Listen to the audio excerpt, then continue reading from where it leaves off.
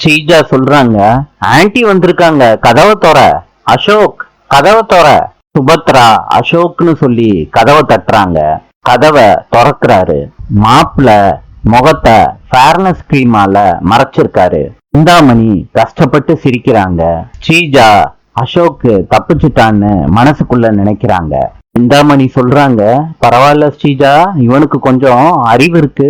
சுபத்ரா கேக்குறாங்க, அசோக் என்னடா முகத்துல முகமே தெரியாத மாதிரி ஏதேதோ பூசிருக்கிய. டாக்டர் சொல்றாங்க, ஏண்டா அசோக், இங்க வந்து கூட உன் பழக்கத்தை நீ மாத்திக்கலையா?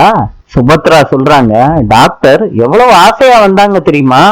அசோக் உருவத்துல இருக்க பழனி திரு திருன்னு முழிக்கிறாரு. இவங்களை என்ன சொல்லி கூப்பிடணும்னு எனக்கு தெரியலையேன்னு மனசுக்குள்ள சொல்லிக்கிட்டே முழிக்கிறாரு. சுபத்ரா சொல்றாங்க, ஏண்டா அசோக், ஏன் அமைதியா இருக்க? அசோக் என்ன பாரு அசோக். ஸ்ரீஜா மனசுக்குள்ள நினைக்கிறாங்க, ஐயோ இப்ப என்ன பண்றது நினைச்சிட்டு சொல்றாங்க, அசோக் ஆன்ட்டி. ஐயோ உங்க ஆன்ட்டி ஆசையா உங்களை பார்க்க வந்திருக்காங்க, இப்பவும் இப்படி வந்து நிக்கிறீங்களே. நாளை சந்திப்போம்.